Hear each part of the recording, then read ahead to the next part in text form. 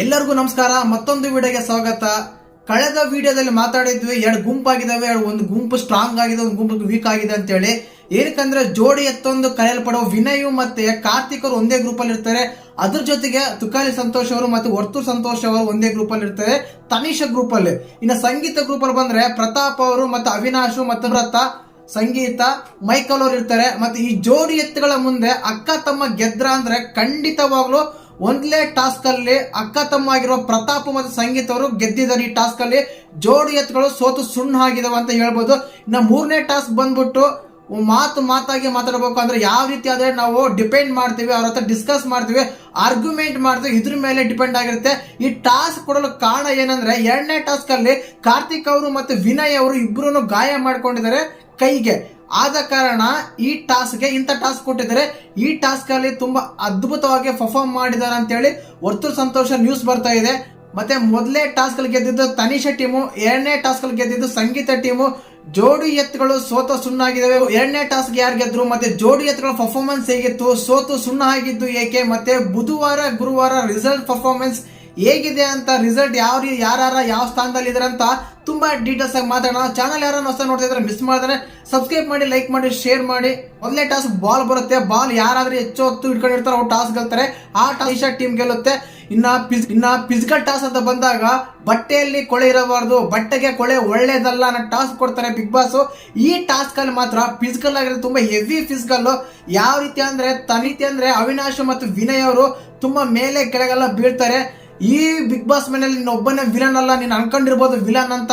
ಇಲ್ಲಿ ವಿಲನ್ ಅಲ್ಲ, ನೀನು ಎಲ್ಲರಿಗೂ ಅಧಿಕಾರ ಇದೆ, ಎಲ್ಲರಿಗೂ ಅವಕಾಶವಿದೆ. ನೀನು ಬರೀ ಆರ್ಗ್ಯುಮೆಂಟ್ ಮಾಡಿ ಮೇಲೆ ಅಗ್ರೆಷನ್ ಆಡ್ತೀನಿ, ಕೋಪದಿಂದ ಮಾಡ್ತೀನಿ, ಜಗಳ ಆಡ್ತೀನಿ ಅಂದ್ರೆ ಇಲ್ಲಿ ಬಿಗ್ ಬಾಸ್ ಮನೆ ಅಲ್ಲ ಅಂತೇಳಿ ಅವಿನಾಶ್ ತುಂಬಾ ರ್ಯಾಶ್ ಆಗ್ತಾರೆ. ಆನೆನ ಪಳಸಕ್ ಹೋಗ್ತಾರೆ, ಮಾವುತ ಅಂತ ಹೇಳ್ಬೋದು. ಈ ಟಾಸ್ಕ್ ಅಲ್ಲಿ ಅಷ್ಟೊಂದು ಜೋಡಿ ಎತ್ತುಗಳಾಗಿದ್ರು, ಅಷ್ಟೊಂದು ಫಿಸಿಕಲ್ ಟಾಸ್ಕ್ ಕರೆಕ್ಟ್ ಆಗಿ ಆಡಿರೋ ಇದ್ರು ತನಿಷಾ ಟೀಮ್ ಅಲ್ಲಿ ಗೆಲ್ಲಕ್ಕಾಗಿಲ್ಲ ಅಂದ್ರೆ ಯಾವ ರೀತಿ ಮೈಂಡ್ ಗೇಮ್ ಮಾಡ್ತಾರೆ, ಯಾವ ರೀತಿ ಸ್ಟ್ರಾಟಜಿ ಯೂಸ್ ಮಾಡಿದ್ದಾರೆ ಸಂಗೀತ ಅವರು ಅಂತ ಹೇಳ್ಬೋದು. ಪ್ರತಾಪ್ ಕೂಡ ತುಂಬಾ ಅದ್ಭುತವಾಗಿ ಮನೆ ಮಂದಿಗೆಲ್ಲ ರಾಗಿ ರೊಟ್ಟಿ ಹಾಕಿ ಕೊಟ್ಟಿದ್ದಾರೆ.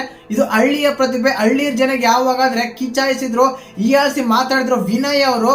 ಈ ಟಾಸ್ಕ್ ಅಲ್ಲಿ ಗೊತ್ತಾಗುತ್ತೆ ಪ್ರತಾಪ್ ಅವರ ಮೈಂಡ್ ಗೇಮ್, ಪ್ರತಾಪ್ ಯಾವ ರೀತಿ ಆಡ್ತಾರಂತ. ಪ್ರತಾಪ್ ಕೊಟ್ಟಿರೋ ರಾಗಿ ರೊಟ್ಟಿ ಎಲ್ಲ ಸವಿದು ಪ್ರತಾಪ್ ಥ್ಯಾಂಕ್ಸ್ ಕೂಡ ಹೇಳಿದ್ರು. ಇದು ಹಳ್ಳಿ ಪ್ರತಿಭೆ ಅಂತ ಫ್ಯಾನ್ಸ್ ಕೂಡ ಹೇಳ್ತಾರೆ ಈ ಎಪಿಸೋಡ್ ನೋಡಿದ್ಮೇಲೆ. ಇನ್ನೊಂದು ವಿಶೇಷವಾಗಿ ಇಲ್ಲಿ ಮಾತಾಡಬೇಕಾದ ಟೀಮ್ ಲೀಡರ್ ಅಂದ್ರೆ ಕ್ಯಾಪ್ಟನ್ ಏನಂತ ಕರಿತೀವಿ, ತನಿಷಾ ಮತ್ತು ಸಂಗೀತ ಅವರ ಬಗ್ಗೆ.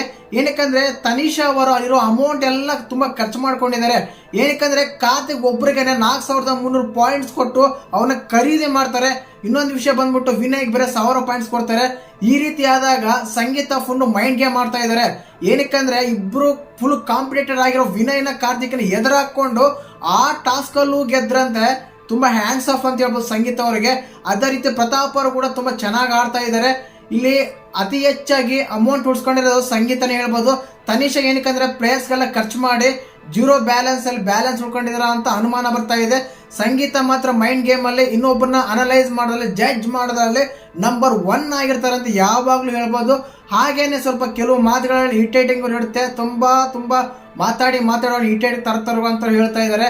ಆದ್ರೆ ಜೋಡಿ ಎತ್ತುಗಳ ಮೇಲೆ ಅಕ್ಕ ತಮ್ಮ ಗೆದ್ರ ಅಂತ ಒಂದು ಸಂದೇಶ ಇದೆ ನೋಡಿ, ತುಂಬಾ ಖುಷಿ ಆಗುತ್ತೆ. ಮತ್ತೆ ಮೂರನೇ ಟಾಸ್ಕ್ ಹೇಳ್ದಲ್ಲ, ವಾದ ಮಾಡೋದು ಅಂದ್ರೆ ಮಾತಿನ ಮೂಲಕ ವಾದ ಮಾಡೋದು. ಯಾವಾಗಾದ್ರೆ ವಿನಯ ಕಾರ್ತಿಕ್ ಇಂಜುರಿ ಮಾಡಿ ಕುತ್ಕೊಂಡ್ರು ಆವಾಗ ಬಿಗ್ ಬಾಸ್ ಆಲೋಚನೆ ಮಾಡಿ ಈ ಟಾಸ್ಕ್ ಕೊಡೋದು ಬೇಡ, ಫಿಸಿಕಲ್ ಟಾಸ್ಕ್ ಕೇವಲ ಮಾತಿನ ಸಂವಾದ ಮೂಲಕ. ಈಗ ಇದಕ್ಕಿಂತ ಮುಂಚೆ ನೋಡಿದಲ್ಲ ಬಿಗ್ ಬಾಸ್ ಬ್ರೇಕಿಂಗ್ ನ್ಯೂಸ್ ಅಂತ, ಅದೇ ರೀತಿಯಾದ ಟಾಸ್ಕ್ ಕೊಡ್ತಾ ಇದ್ದಾರೆ ಈ ಮೂರನೇ ಟಾಸ್ಕ್. ಮೊದಲೇದಾಗಿ ತನಿಷ್ ಅವರು ಟಾಸ್ಕ್ ಗೆದ್ದಿದ್ದಾರೆ, ಸಂಗೀತ ಅವರು ಟಾಸ್ಕ್ ಗೆದ್ದಿದ್ದಾರೆ. ಈಗ ಮೂರನೇ ಟಾಸ್ಕ್ ತುಂಬಾ ಇಂಪಾರ್ಟೆಂಟ್ ಆಗುತ್ತೆ. ಈ ಟಾಸ್ಕ್ ಅಲ್ಲಿ ಸೂಪರ್ ಆಗಿ ಪರ್ಫಾರ್ಮೆನ್ಸ್ ಮಾಡಿದರೆ ವರ್ತೂರ್ ಸಂತೋಷ್ ಅವರು ಅಂತ ಕೇಳಿ ಬರ್ತಾ ಇದೆ. ಏನಕ್ಕಂದ್ರೆ ಲೈವ್ ನೋಡಿದಾಗ ಅವರು ಆಡಿಯೋ ಮಾತಿಗೆ ಎಲ್ಲರೂ ಚಪ್ಪಾಳೆ ಹೊಡಿತಾ ಇದ್ರು.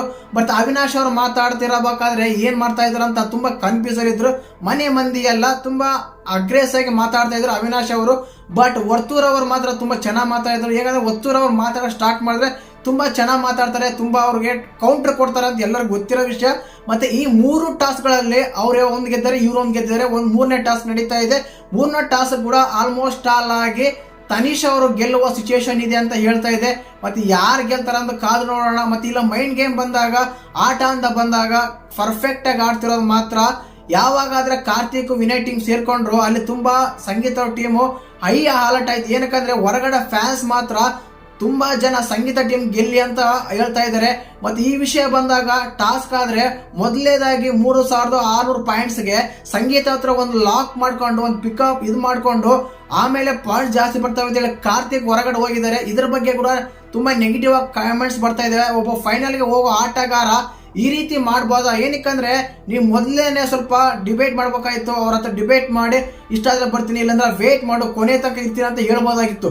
ಯಾವಾಗಾದ್ರೆ ಒಬ್ಬ ಮನುಷ್ಯ ಒಂದು ಮಾತು ಕೊಟ್ಟ ಮೇಲೆ ನಿಲ್ಬೇಕು ಅಂತ ಕಾರ್ತಿಕ್ಗೆ ತುಂಬಾ ನೆಗೆಟಿವ್ ವೈರಲ್ ಆಗ್ತಾ ಇದೆ ಈಗ. ಏನಕ್ಕಂದ್ರೆ ಮತ್ತು ಕಾರ್ತಿಕ್ ಮತ್ತು ಸಂಗೀತ ಇಬ್ರು ಫ್ರೆಂಡ್ಸ್ ಒಂಥರ ಕುಚುಗಳಿದ್ದಂಗೆ ಆ ರೀತಿಯಾಗಿ ವೈರಲ್ ಆಗ್ತದೆ ಹೊರಗಡೆ. ಈ ರೀತಿ ಇಬ್ರು ಫ್ಯಾನ್ಸ್ ತುಂಬಾ ಮಿಂಗಿಲ್ ಆಗಿ ಪಾರ್ಟಿಸಿಪೇಟ್ ಮಾಡ್ಬೇಕಾದ್ರೆ, ತುಂಬಾ ಜೊತೆಗಿರ್ಬೇಕಾದ್ರೆ ಅಂತ ಸಮಯದಲ್ಲಿ ಮಾತು ಕೊಟ್ಟು ತಕೊಂಡ್ಮೇಲೆ ತುಂಬಾ ಡೇಂಜರ್ ಅನ್ಸುತ್ತೆ.